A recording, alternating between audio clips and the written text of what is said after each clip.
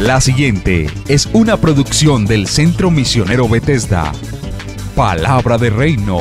Estás lleno de la salvación de Cristo, estás lleno de la justicia, de la santidad, de la verdad. Escuelas de formación. Sanidad interior. Testimonios de vida. Tenía 7 enfermedades, el trombo que me dio en la cabeza, el doctor dijo que yo no tenía nada. ¿Te hiciste todos los exámenes? Todos los ¿Y cómo te exámenes, salieron? todos me salieron bien. Entonces yo traje... ¿No podías levantar el brazo? No, me dolía mucho. ¿Y el Señor te sanó hoy? Ya me sanó. Sí, ya volvió a la casa, está buscando trabajo, la honra y la gloria al Señor. Centro Misionero Bethesda Villavicencio Meta les da la bienvenida.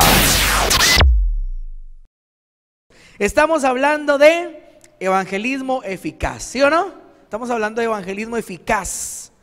Ayer fue nuestro primer día, aprendimos la introducción, las bases. Aprendimos que eficaz significa que tiene la capacidad de alcanzar un objeto o un propósito y produce el efecto esperado. Eso quiere decir eficaz.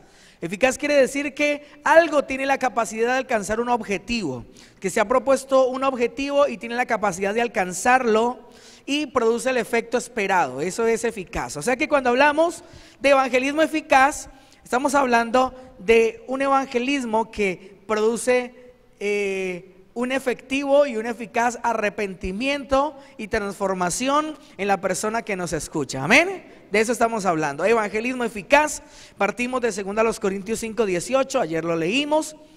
Y también recordamos Juan 3:16. Vamos a leer nuevamente 2 Corintios capítulo 5. Segunda carta del apóstol Pablo a los Corintios capítulo número 5, versículo 18. 5:18 de segunda a los Corintios.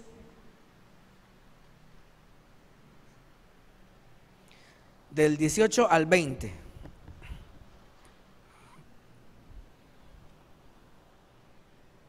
¿Ya lo tiene? Dice la palabra del Señor en el nombre de nuestro Señor Jesucristo. Segunda a los Corintios 5, 18 al 20. Dice: y todo esto proviene de Dios, quien nos reconcilió consigo mismo. ¿Por quién? ¿Por quién? ¿Sí lo está leyendo otra vez? Sígame por favor.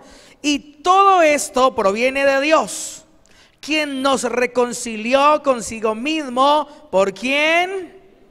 Y nos dio el ministerio de la reconciliación. Si usted puede, subraye esa frase, ministerio de la reconciliación. Y dice el 19, que Dios estaba en Cristo reconciliando consigo al mundo, no tomándoles en cuenta a los hombres sus pecados, y nos encargó a nosotros la palabra de la reconciliación. Subraye también por favor, palabra de la reconciliación. Así que somos embajadores en nombre de Cristo. Como si Dios rogase por medio de nosotros, os rogamos en nombre de Cristo, reconciliaos con Dios. Eso es lo que usted y yo hacemos cuando evangelizamos, amén. ¿Qué hacemos cuando evangelizamos?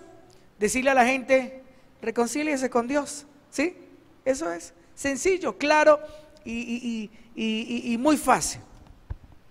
Reconcíliese con Dios. Pero el punto allí clave y como crítico está en ¿cómo lo hago?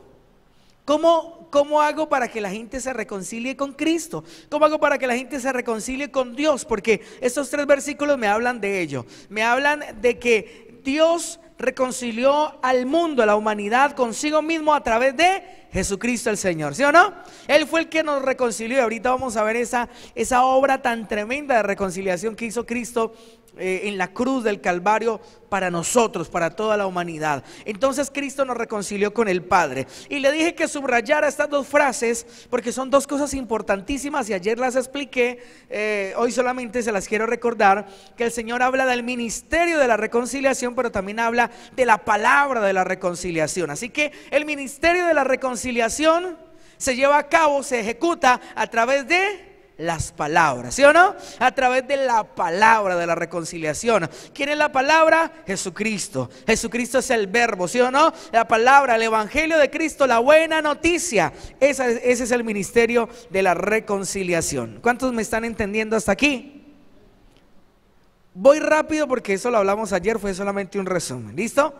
Ahora entramos en lo que nos corresponde hoy. Anoche quedamos en que hoy vamos a empezar a estudiar las 7 doctrinas de la cruz. Así se llama teológicamente, las 7 doctrinas de la cruz.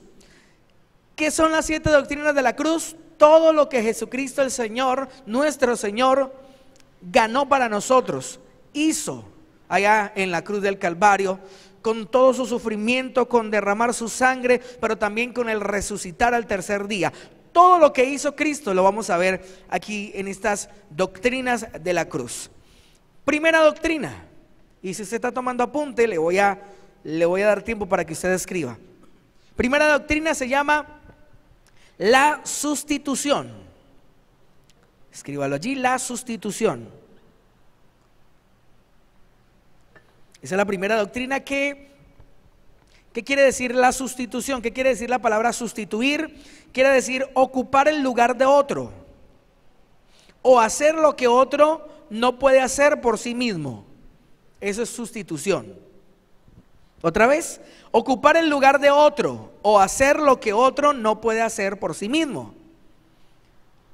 Un ejemplo de sustituir y de ese significado, hacer lo que otro no puede hacer por sí mismo, es cuando usted ve de pronto a su niño o a un niño que está tratando de acomodar algo que es muy pesado, que el papá, la mamá o alguien lo mandó a acomodar algo, acomodar un lugar, un salón. Pero resulta que hay un aparato, hay algo que es muy pesado y el niño trata y hace todo su esfuerzo, pero no es capaz porque no está dentro de sus capacidades. No puede hacerlo por sí mismo. Entonces llega un adulto que tiene la fuerza y lo sustituye. ¿Qué hace? Sencillamente, para levantar eso, le dice al niño: espéreme un momentico, yo le ayudo. Y entonces ya no es el niño el que levanta eso porque no puede, porque no es capaz, sino que ya es el adulto que tiene la fuerza, tiene las capacidades, que toma ese aparato y lo mueve y le dice: ¿dónde necesita que lo pongan? Allí, listo, lo pone, listo. ¿Sí? Lo sustituyó en un trabajo que el niño tenía que hacer. ¿Por qué lo sustituyó? Porque el niño no era capaz, en cambio ese adulto sí fue capaz y lo hizo. ¿Sí me está entendiendo? Si usted me entiende, diga amén. Eso, déme señales de vida para continuar. Bien, ocupar el lugar de otro o hacer lo que otro no puede hacer por sí mismo. Esto de la sustitución está desde el Antiguo Testamento y le voy a dar solo la referencia porque no vamos a ir allá. Si usted la quiere apuntar, eso está en Levítico capítulo 16, versículo 5. Esa es la referencia en el Antiguo Testamento de la sustitución. Desde el Antiguo Testamento, en los rituales de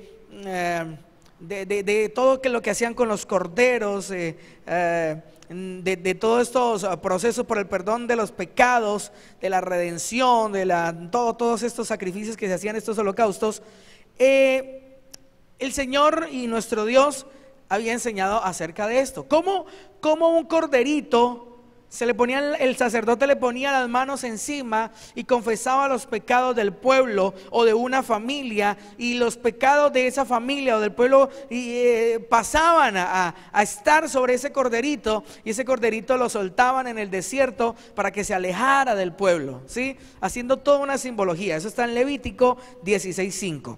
Vámonos al Nuevo Testamento. Vamos al Evangelio según San Marcos. Marcos capítulo número 10, versículo 45. Marcos 10, 45.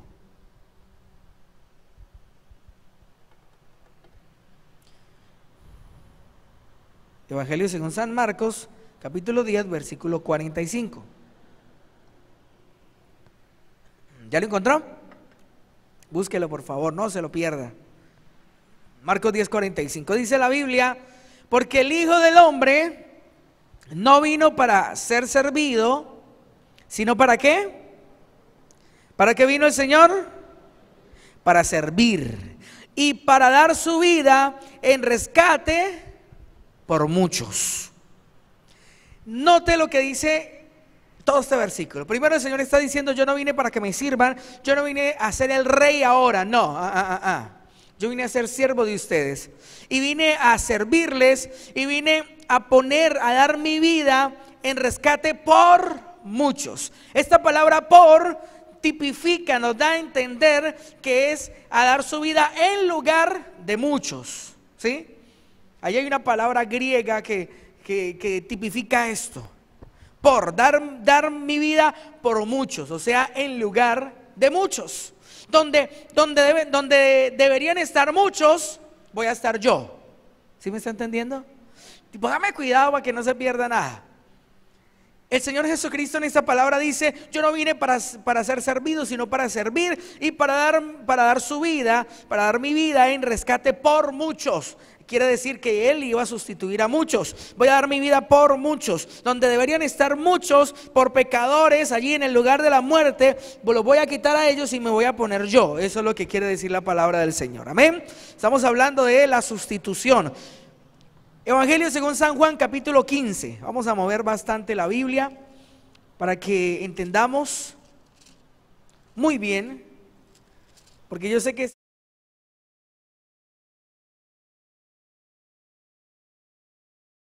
vamos al Evangelio de Juan, capítulo número 15, versículo 13.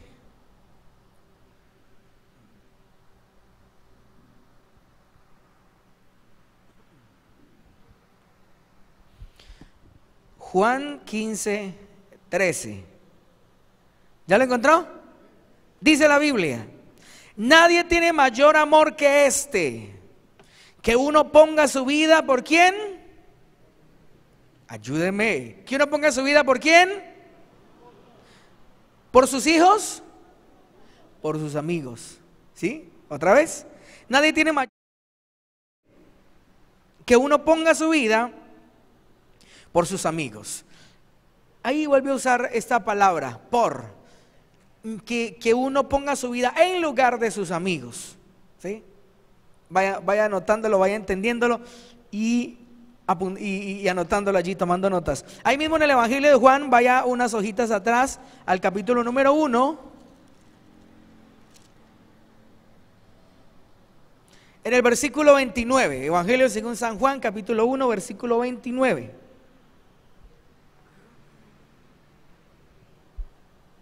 Juan 1, 29.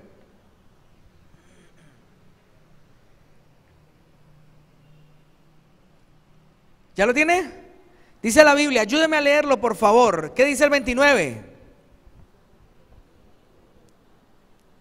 No, espere, otra vez, junticos. Vamos a leer el 29. ¿Qué dice?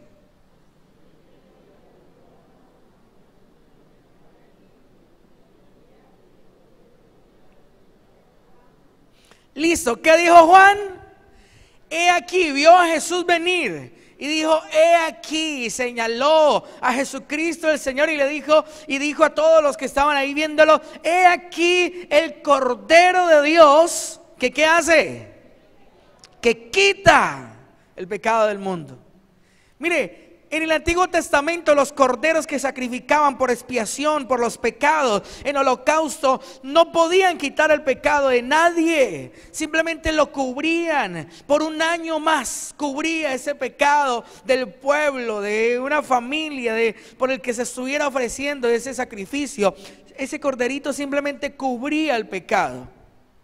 Pero el Señor Jesucristo fue aquel cordero que se presentó como la expiación, como el pago, como el sacrificio para poder quitar. Ya no fue cubrir, sino que fue quitar el pecado del mundo. Amén.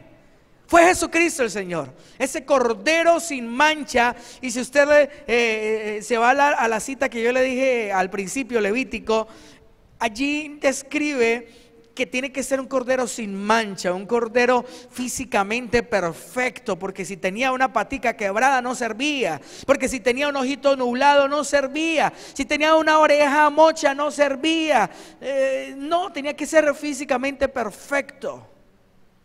Y el Señor Jesucristo cumplió todos estos requisitos. El Señor Jesucristo fue físicamente, pero también moral y espiritualmente perfecto. Amén. Por eso pudo presentarse como el Cordero de Dios para quitar el pecado del mundo. Si el Señor Jesucristo, escúchenme, si el Señor Jesucristo hubiera pecado, no hubiera podido salvarnos. Sencillamente hubiera pasado a ser parte de los pecadores que estaban necesitando ser salvados. Pero como Cristo nuestro Señor no pecó, ¿usted está seguro de eso? ¿Usted está seguro que Cristo no pecó? Tiene que estar seguro. Porque la mente o alguien por ahí empieza, pero ¿cómo así? En 33 años no va a pecar, ni una miradita por ahí a una muchacha, ni un mal pensamiento. No, sí, no puede ser. Definitivamente no pecó. Porque si hubiera pecado no nos hubiera podido salvar. Pero ¿sabe qué pasó? Que sí pudo salvarnos Cristo.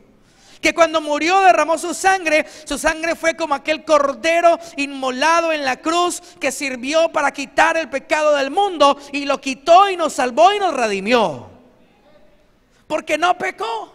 Amén.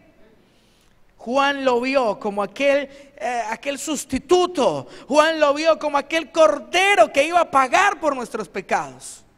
Y lo presentó de tal manera. Bueno, que lo vayamos entendiendo claro. Segunda a los Corintios, capítulo 5, versículo 15. Segunda a los Corintios, capítulo 5, versículo 15.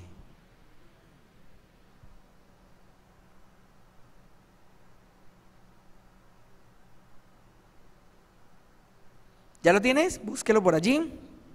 Segunda a los Corintios, capítulo 5, versículo 15. Dice la Biblia: y por todos murió. ¿Por cuántos?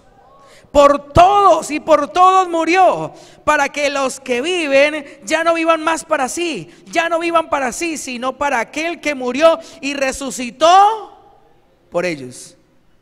¿Sí está leyendo? En lugar. Relaciónenlo y entendámoslo de esa manera. Aquel que murió y resucitó en lugar de ellos.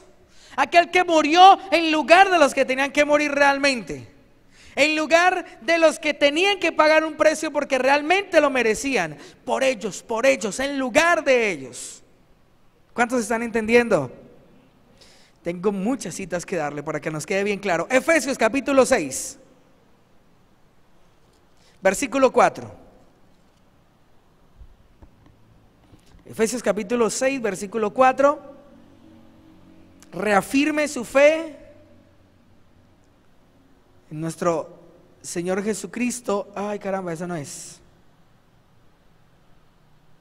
No, esa no es. Error. Entonces vamos a Isaías capítulo 53. Isaías capítulo 53, versículo 6.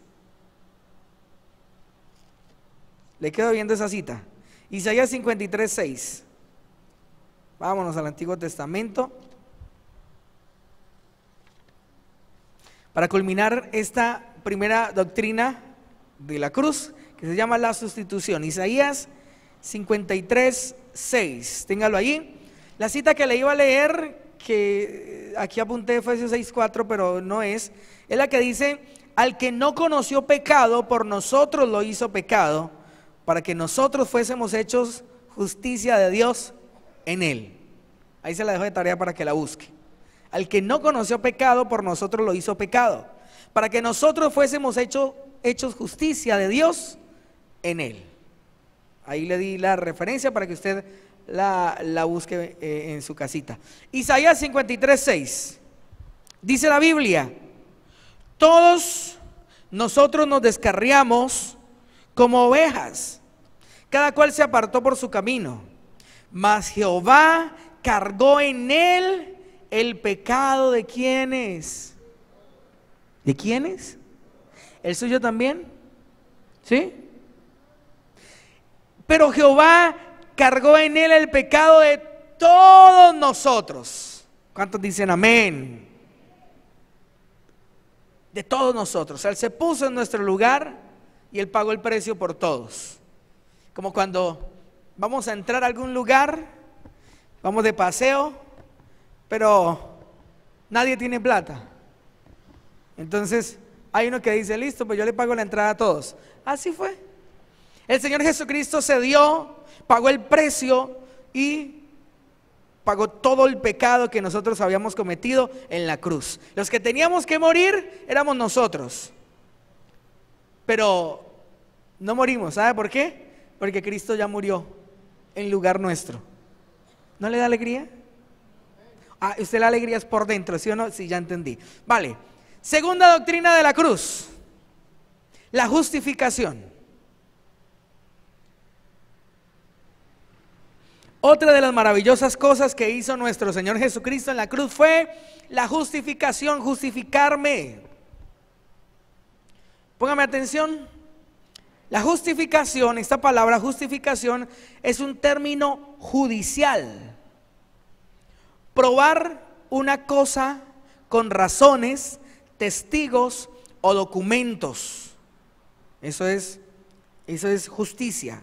Cuando yo puedo probar algo y lo puedo probar con razones, testigos y o documentos.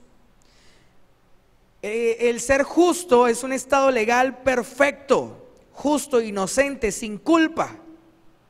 Y es cuando Dios el Padre nos hace sin culpa y nos ve sin culpa gracias a la sangre de Cristo, que pagó nuestras culpas y nos hizo aceptos ante Dios. Empecemos con el Antiguo Testamento en Deuteronomio 25. Para ubicarnos en esta parte legal, en esta parte judicial. Deuteronomio capítulo 25, versículo 1.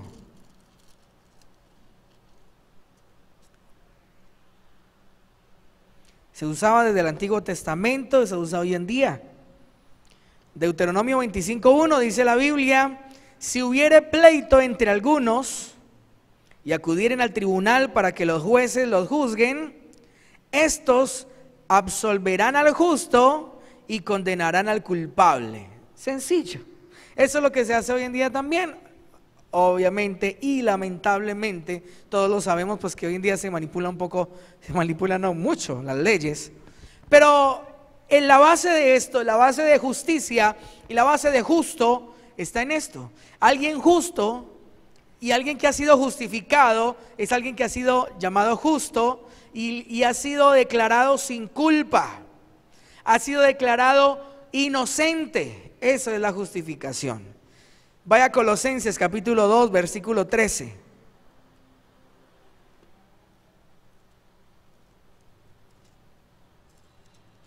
Colosenses capítulo 2 versículo 13 y 14.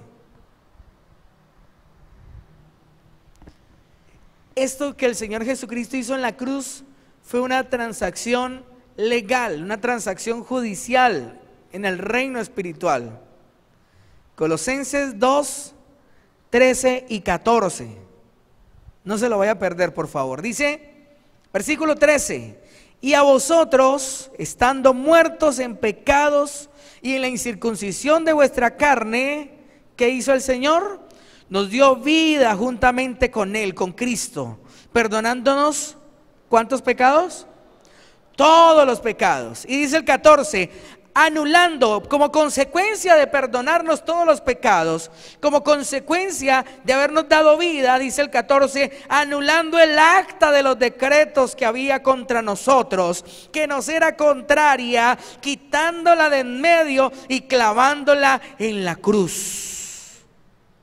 ¿Sí escuchó? Una transacción judicial hizo el Señor aquí. Había un expediente contra usted y contra mí. Y hay un expediente contra aquella persona que no ha rendido su vida a Cristo. Hay un expediente que lo culpa, que lo inculpa y tiene pruebas y tiene fechas y tiene lugares y tiene testigos donde dice: este hombre, esta mujer es un pecador, este hombre, esta mujer es un mentiroso, es una mentirosa, es un adúltero, es un fornicario, es un ladrón, es una ladrona, este es un borracho, este es aquello. Había un acta, había todo un expediente que el enemigo tenía elaborado de cada persona.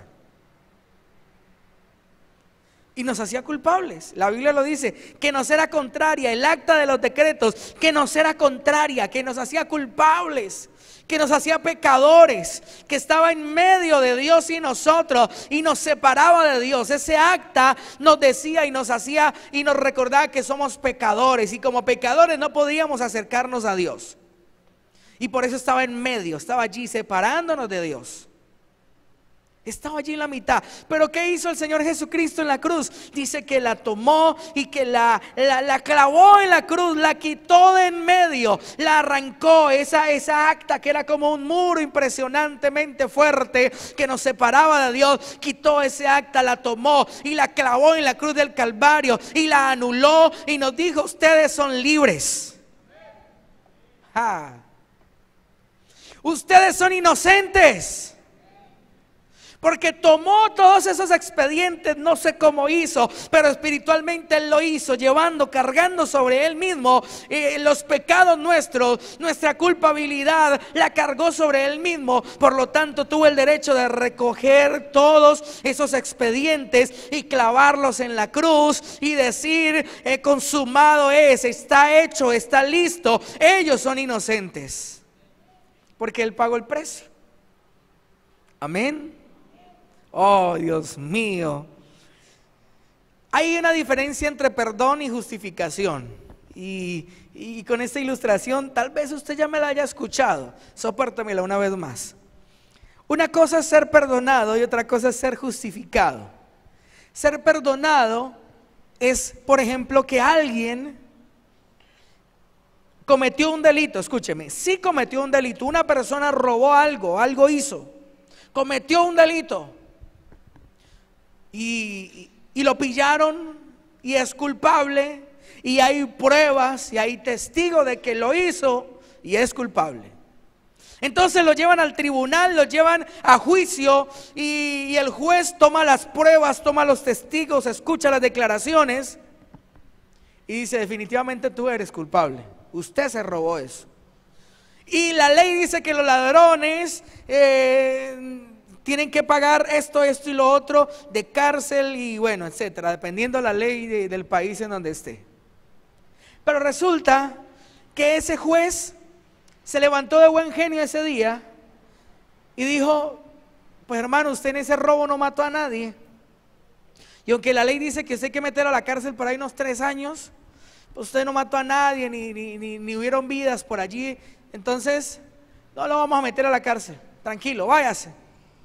Y el ladrón dice: ¿cómo? ¿En serio? Sí, váyase, que aquí yo pongo que usted hizo algo y ya, se queda perdonado. ¿Qué es perdonar? Librar del castigo, ¿sí? Entonces le dijeron: no, usted no tiene que pagar por lo que hizo, váyase. Pero resulta que cuando ese hombre vuelve a su barrio, vuelve a su casa, la gente que lo vio y la gente que sabe que es un ladrón, lo ven y dicen: ¡ay, el ladrón! ¿Sí? Ya no lo van a llamar don fulanito, no. Ya dicen: don ladrón, ¿sí o no? ¡Ay, igual que robó a la vecina! ¡Uy, no, mire! ¡Uy, no, ladrón! Y todo el mundo va a decir: el ladrón. Aunque fue perdonado del castigo, sigue siendo culpable. ¿Sí me entendió? ¿Sí me está entendiendo? Bueno, al menos hágame así con la cabeza. ¿Qué es justificar? Justificar es cuando a alguien lo llevan ante un tribunal y lo acusan de algo. Le dicen: usted hizo esto y lo otro. Y resulta que en medio de esa audiencia entra alguien con una persona agarrada del brazo y le dice: juez, perdóneme la interrupción, pero usted está juzgando, usted está cometiendo un error, usted está juzgando al que no es. Resulta que él no fue el que hizo eso, fue él, y tengo pruebas. Entonces el juez se detiene y dice: ¿cómo? Venga, yo miro las pruebas, va. Ah, sí, señor, sí. Entonces al que estaban juzgando injustamente lo hacen libre, pero no solamente le dicen váyase, no, sino que como cometió un agravio con él, entonces la ley se ve en la obligación de publicar un edicto que diga que nadie puede llamar pecador, que nadie puede llamar ladrón a ese personaje, porque en realidad no lo es, porque se cometió un error con esa persona. ¿Sí me está entendiendo? No solamente lo libró del castigo, sino que le quitó la culpa de encima. Entonces ya ese personaje no es un ladrón, no, es don fulano nuevamente. ¿Me está entendiendo? Eso es ser justificado. Cristo nos justificó y dijo, no, ellos no tenían la culpa, no, ellos no sabían lo que hacían, no, yo pago el precio por ellos, pero usted no puede, al enemigo le dijo, usted no puede seguirlos llamando pecadores. Usted, al que venga a mí y el que se ponga debajo de mi cobertura, debajo de mi sacrificio, debajo de mis beneficios, debajo de mi cruz, usted no puede por ningún motivo seguir llamándolo pecador. Porque yo ya lo hice puro, lo hice justo y él es inocente. Somos inocentes por la sangre de Cristo. No porque no pequemos, no porque jamás hayamos pecado, no, porque Cristo nos justificó. Porque Cristo vino a sacar la cara por nosotros, pagó el precio por nuestros pecados y aparte de eso nos defendió y nos dijo, hágame el favor, y nadie lo va a llamar pecador a él, porque él es mi hijo. Y a mis hijos han sido lavados por mi sangre, han sido justificados. Así que él ya no es un ladrón, él ya no es, no. El acta, el expediente que lo acusaba ya no existe. Él es inocente. Ay, por Dios. ¿Cuántos lo entienden? Ay, yo no sé, pero a mí me gusta esto. Podemos ir a Romanos capítulo número 3 para culminar este punto. Romanos capítulo número 3, versículo 24. Búsquelo por favor. Romanos capítulo 3, versículo 24.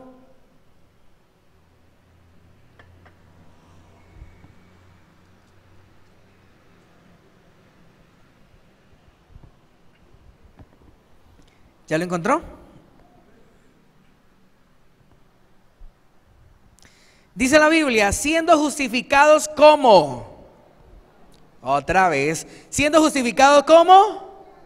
Ah, sí, Señor. Gratuitamente. ¿Por qué? Por su gracia. Mediante la redención que es en Cristo Jesús. Fuimos justificados gratuitamente. Miren, no hay que pagar ningún precio. Ya Cristo lo pagó. Para ser bendecidos como hijos de Dios no hay que pagar ningún precio. Ya somos hijos de Dios, declarados inocentes, y por eso ahora tenemos la dignidad de ser llamados hijos de Dios. Tenemos la dignidad de disfrutar de las riquezas y de la herencia de nuestro Padre Celestial. Amén. Es gratis. No hay que hacer nada más, es por la fe. Usted y yo creemos en Cristo Jesús y somos justificados. Somos limpios, somos salvos. Que la fe produce fruto, claro que sí. Que la fe produce un fruto, que son las obras de la fe, que se llama obediencia, sí, Señor. Pero es gratuitamente, amén. Es gratis. No es que vaya a salir mañana alguien diciendo, si usted le ha fallado al Señor y se quiere reconciliar con el Señor, traiga aquí 1,000,000 de pesos y queda reconciliado. Mentira. No, es por la fe. Y aquel que ha pecado y aquel que le ha fallado a Dios, el Señor dice que el que confiesa su pecado y se aparta alcanza misericordia. Y que el que confiesa su pecado, Él es fiel y justo. Dios es fiel y justo para perdonar sus pecados y limpiarlo de toda maldad. Amén. Entonces hemos sido justificados gratuitamente. ¿Le quedó claro qué es justificación? ¿Sí? Eso lo hizo Cristo en la cruz. Nos justificó, no solamente nos perdonó, no solamente nos libró del castigo, no, nos justificó, nos hizo inocentes.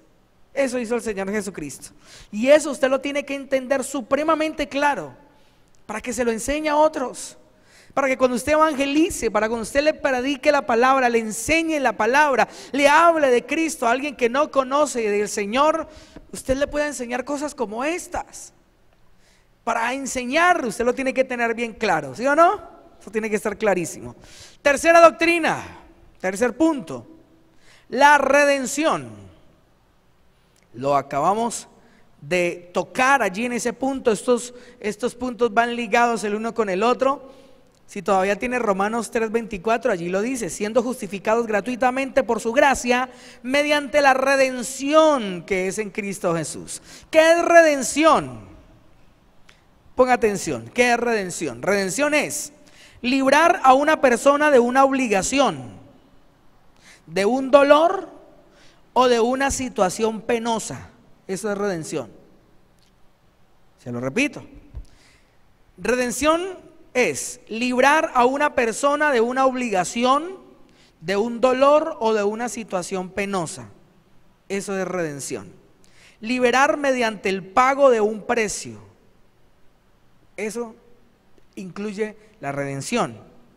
Para usted librar a alguien, tiene que pagar un precio.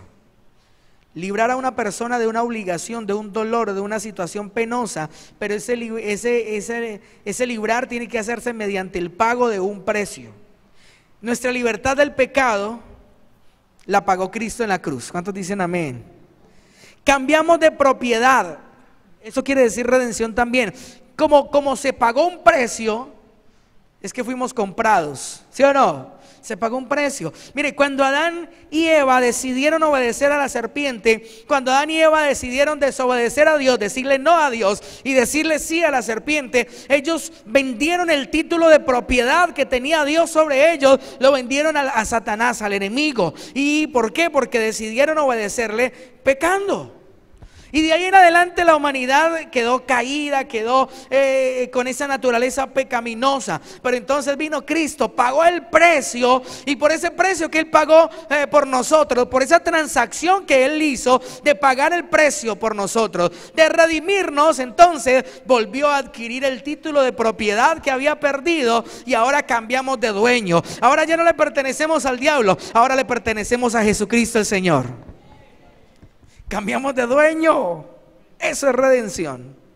Él nos libró de esa obligación. Mire, estábamos obligados a pecar. ¿Por qué? Porque Adán le vendió el título de propiedad. Adán decidió obedecer al pecado. De ahí en adelante todos estaban bajo el pecado, bajo la maldición del pecado.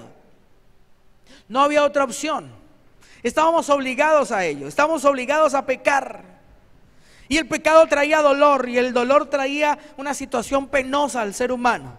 Pero vino alguien justo, perfecto, que pudo pagar el precio por nuestros pecados, que pudo pagar el precio por nuestra libertad, y nos redimió, y nos compró, y recuperó el título de propiedad, y ahora somos propiedad de Él. Amén. A eso se refiere la redención. La redención es nuestra libertad del pecado. Cambiamos de propiedad, cambiamos de dueño, porque Cristo pagó nuestro rescate con su propia sangre. Somos libres de esclavitud porque Él pagó el precio. Vaya por favor a primera epístola de Pedro, primera de Pedro capítulo 1, versículo 18. Primera de Pedro 1, 18.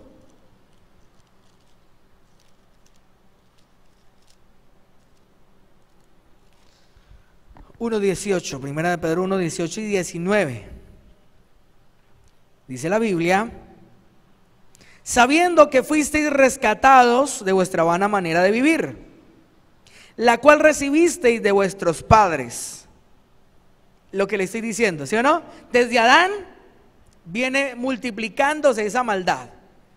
Y recibimos de nuestros padres esa naturaleza caída, esa naturaleza pecaminosa. Pero fuimos rescatados no con cosas corruptibles como oro o plata. No fue un precio físico, un precio monetario, no, que pagó el Señor Jesucristo, no sé cuántos kilos de oro. No. No fue pagado ese precio con cosas corruptibles como oro o plata, sino con la sangre preciosa de Cristo, como de un cordero sin mancha y sin contaminación. ¿Quién pagó el precio? Dígalo un poquito más fuerte. ¿Quién pagó el precio? Cristo. Él no pagó el precio con dinero, con plata, con oro, no. Lo pagó con su preciosa sangre. Y por su sangre fuimos redimidos del pecado. Fuimos comprados. Ahora tenemos dueño. ¿Cómo se llama su dueño? Eso. con la sangre preciosa de Cristo, como de un cordero sin mancha y sin contaminación. Vamos a 1 Corintios 6:20. 1 Corintios 6:20.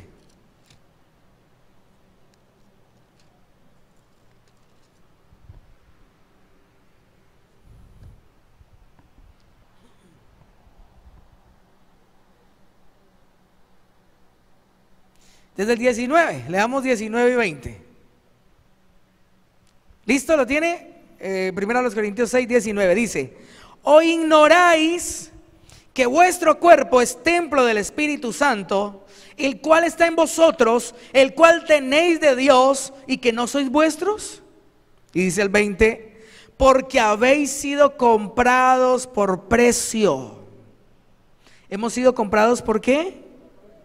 Por precio. Porque habéis sido comprados por precio. Por tanto, glorificad pues a Dios en vuestro cuerpo y en vuestro espíritu, los cuales son ¿de quién? De Dios. ¿Tenemos dueño? Tenemos dueño. Gracias a Dios. Él es nuestro dueño. Romanos capítulo 3 versículo 24 para culminar este punto. Romanos 3, 24.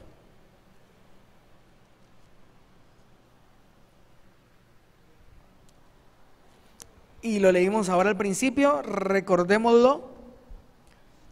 Romanos 3:24, siendo justificados gratuitamente por su gracia, mediante la redención que es en Cristo Jesús. Ahí está la relación entre la justificación y la redención. Todo va allí pegadito. Me rescató del pecado que fue esa redención, pero también me defendió, lo que decíamos ahorita. También me defendió prohibiéndole a los demonios y al diablo que me volvieran a llamar pecador. Eso fue, me redimió, o sea, me salvó, me sacó de allá. Ya no le pertenecimos más al diablo, sino que ahora le pertenecemos a Dios. Pero también me justificó, o sea que ya estando acá, nuestros antiguos propietarios les prohibió y les dijo: a él no me lo van a llamar pecador otra vez, porque ahora es mi hijo y es inocente. Amén. Cuarto punto, cuarta doctrina: la reconciliación.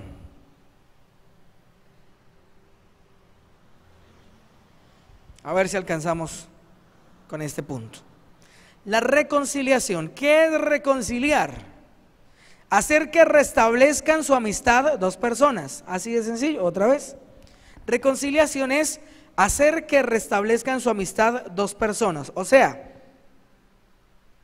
dos personas eran amigos, pero ya no, estaban enemistados.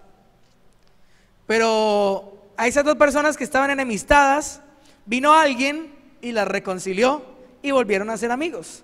¿Sí? ¿Sí me está entendiendo? Otra vez, eran amigos dos personas, la humanidad y Dios. Adán y Eva y Dios eran amigos, pero resulta que por el pecado fueron enemigos. Hubo no enemigos porque Dios los odiara, no, porque Dios es santo y no tiene nada que ver con el pecado. Y automáticamente el pecado trazó una barrera impresionante que separó a Dios del ser humano. Dios ya no podía tener contacto con el ser humano a causa del pecado. Ya tenía que estar lejos Dios a causa del pecado del ser humano. Estaban enemistados, pero eran amigos. Pero entonces vino Cristo aquí a la tierra, nos enseñó el camino, nos dejó el ejemplo, murió en la cruz, derramó su sangre, resucitó al tercer día, tumbó la pared que nos enemistaba con Dios y construyó un puente que nos volvió a conectar con Dios. Y los que antes eran enemigos, ahora son amigos. Ahora somos amigos. ¿Cuántos dicen amén? Nosotros los seres humanos que por el pecado estamos enemistados con Dios, porque no podíamos hacer otra cosa, porque no podíamos hacer más que pecar y hacer lo malo, ahora por Cristo hemos sido comprados, hemos sido redimidos, hemos sido limpios, justificados, y ahora por Cristo tenemos otra opción. Ya no tenemos que pecar obligatoriamente, no, tenemos la opción de agradar a Dios y vivir en santidad. Y entonces a través de Cristo el Padre nos ve justos. Y entonces el Padre se puede acercar a nosotros, nosotros nos podemos acercar al Padre. Y dice la Biblia que Él no nos ha dado espíritu de cobardía, sino de poder, de amor y de dominio propio, por el cual clamamos: Abba, Padre. Tenemos confianza con nuestro papá. Podemos entrar confiadamente ante el trono de la gracia por la sangre de Cristo. Solos no podíamos porque somos pecadores, pero ahora a través de la sangre de Cristo yo me presento delante de mi Padre y no me consume su gloria, no me consume su santidad, porque estoy a través de la sangre de Cristo. El Padre me ve santo y yo puedo estar cerquita de papá y puedo disfrutar de su amistad. Amén. Esa fue la reconciliación. Esa es la reconciliación que el Señor Jesucristo provocó cuando estuvo aquí en la tierra, murió en la cruz y resucitó. Reconcilió al ser humano con el Padre, con el Todopoderoso. Construyó el puente, tumbó la pared que nos separaba, construyó un puente, un teleférico, como usted quiera, pero hizo el medio para que el hombre pudiera ahora estar cerca de Dios nuevamente. Romanos capítulo número 5, usted está ahí en Romanos capítulo 5, versículo 10 y 11, búsquelo, por favor. Usted está ahí en Romanos, entonces vamos al capítulo 5, versículo 10 y 11. Dice la Biblia: porque si siendo enemigos fuimos reconciliados con Dios por la muerte de su Hijo, mucho más estando reconciliados seremos salvos por su vida. Y no solo esto, sino que también nos gloriamos en Dios por el Señor nuestro Jesucristo, por quien hemos recibido ahora la reconciliación. Otra vez, de nuevo. Porque si siendo enemigos fuimos reconciliados con Dios por la muerte de su Hijo, mucho más, estando ahora reconciliados, seremos salvos por su vida. Y no solo esto, sino que también nos gloriamos en Dios por el Señor nuestro Jesucristo, por quien hemos recibido ahora la reconciliación. ¿De quién recibimos la reconciliación? De Jesucristo nuestro Señor. Él nos reconcilió, Él abrió el camino. Por eso Él dice: no hay otro camino al Padre. Yo soy el camino, yo soy la verdad y yo soy la vida. Nadie viene al Padre sino por mí. Por eso es que a través de nadie más se va donde el Padre, ni a través de María, ni a través de ningún santo, ni a través de ningún hombre, de algún hombre en esta tierra. No, porque el que pagó el precio y el que nos justificó y el que nos redimió y el que nos reconcilió se llamó Jesucristo el Señor. Y Él fue el que hizo el puente. A través de Él es que podemos conectarnos con el Padre. Amén. Solo a través de Él. A través de nadie más en esta tierra. Efesios 2:13. Y culminamos aquí.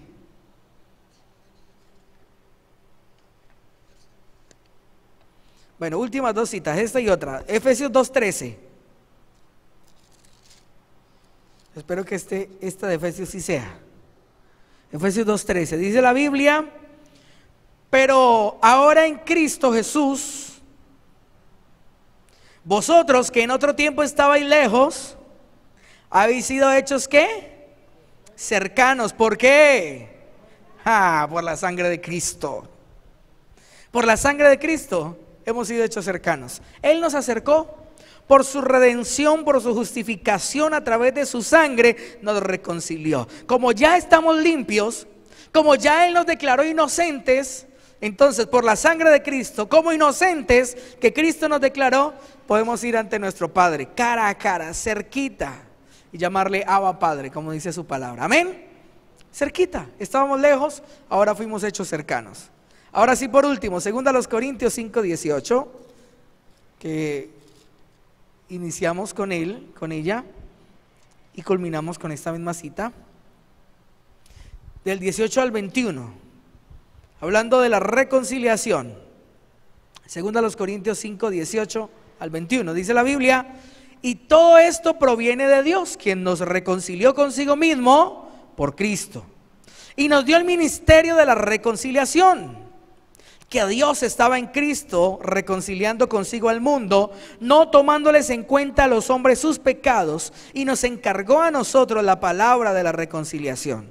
Así que somos embajadores en nombre de Cristo, como si Dios rogase por medio de nosotros, os rogamos en nombre de Cristo, reconciliados con Dios.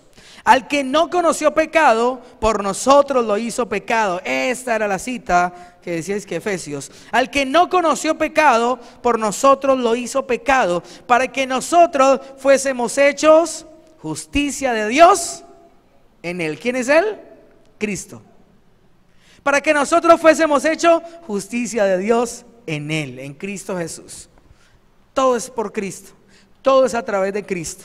Si nos podemos acercar a nuestro Padre hoy en día, es porque Cristo pagó el precio, es porque Cristo nos declaró inocentes y porque Cristo nos abrió el camino al Padre. Amén. Por eso es que usted y yo tenemos hoy comunión, y podemos tener comunión y acercamiento con nuestro Padre Celestial.